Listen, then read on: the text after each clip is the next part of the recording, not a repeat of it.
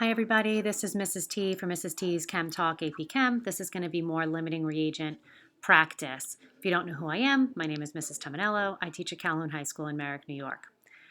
So this was an example that was on the board, and I'm going to ask you if you need to pause to get some of this information down. You should certainly pause. You should have a piece of paper and a calculator, and you should be working along with the question. For right now, what I like to do when I set up an experiment that's going to need math. Okay, so as soon as you get your values off to the side that you're going to need throughout the problem, you're going to first take your 2 gram amounts of your reactants, the 3.25 grams of NH3 and the 3.50 grams of oxygen, and we're going to get those into moles. But they don't react in a 1-to-1 mole ratio, so first we're going to convert them to moles, and then we're going to divide that number by the coefficient. And when we divide that number by the coefficient, we get something that I call the mole factor or the stoichiometric equivalent. Whoever has the smaller mole factor will be the limiting reagent. So set up your dimensional analysis. When we first do it, I'll set this one up for you. Then you can set up for the oxygen. We take the mass given. We multiply by a fraction where the numerator is 1 mole and the denominator is the gram formula mass, and that converts us to moles of the substance put in. When we divide by the coefficient, we get the mole factor. So why don't you pause and set up this same type of conversion for the oxygen amount in. So doing both of these, this is also converting the oxygen into moles. But what you're going to do is you're going to take the mole amounts and you're going to divide by the coefficient to get your mole factors. And I'm going to give you a second. You should be pausing and finding these mole factors. Whoever has the smaller mole factor is our limiting reagent.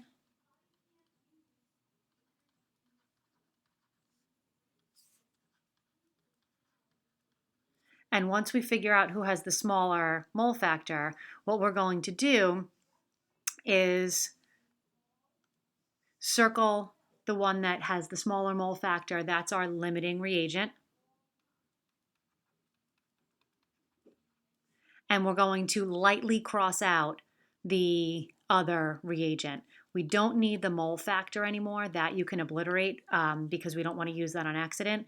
But later on, we will use this number of moles, so you don't want to completely get rid of it.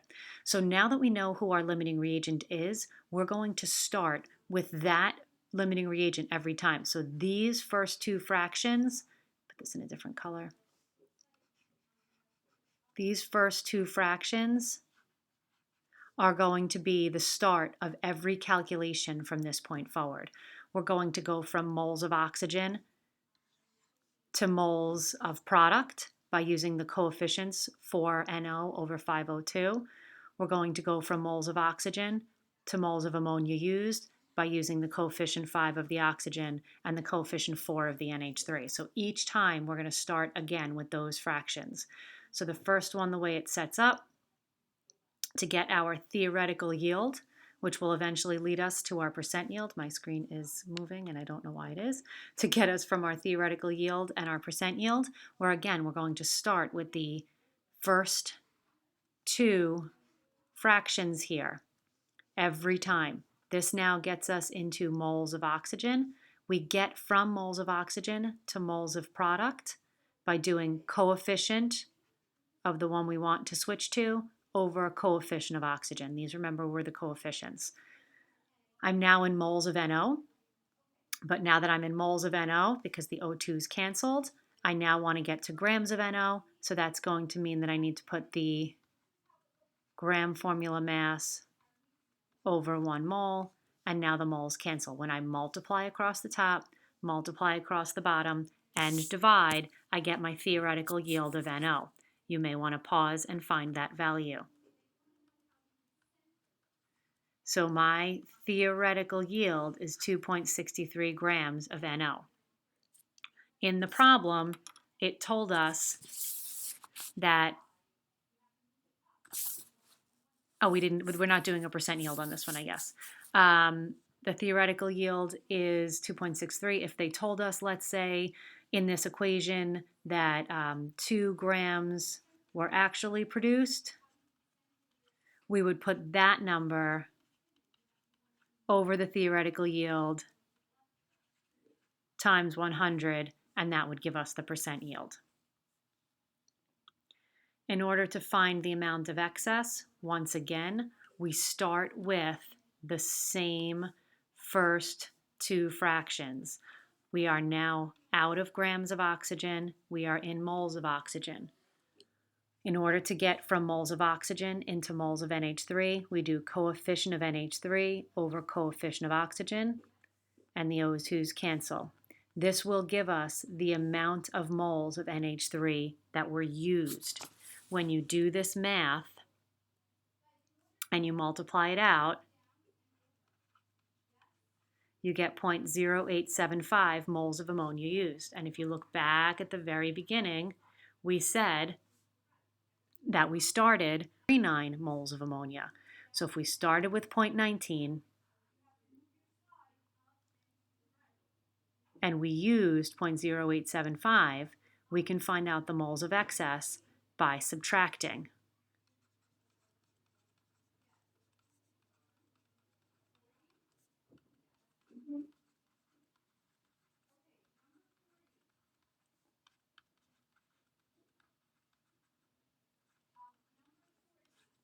When we subtract, we find out that there were 0.10333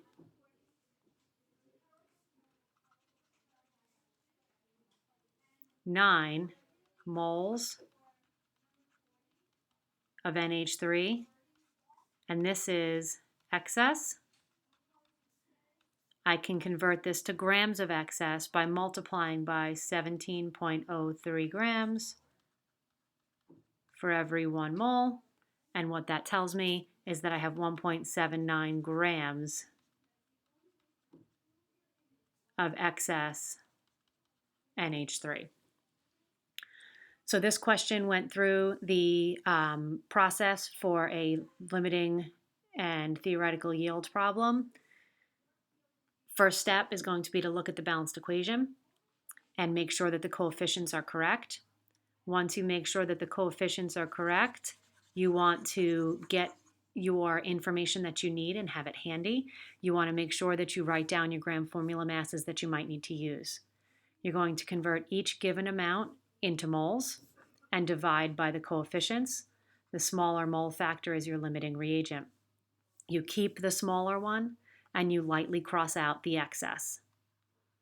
You start with the grams of the limiting reagent to moles every time. Grams to moles of limiting multiplied by coefficient of what you're looking for over coefficient of limiting, gram formula mass of what you're looking for over 1 mole, get to the mass of the product. To do excess, you again start with the moles of limiting, which is grams of limiting times 1 mole over its gram formula mass, coefficient of excess over coefficient of limiting, and this gives you your moles of excess used. Moles used subtracted from moles you started with gives you moles left over, and then you can easily convert that into grams to get your grams of excess. If you had to do percent yield, you would do the actual yield divided by the theoretical yield times 100. So hopefully this was a helpful video. Sorry for the interruptions that happened throughout the video, but if you have any other questions, you can certainly ask me questions in class, and feel free to come to Extra Help. Have a great day. Happy studying.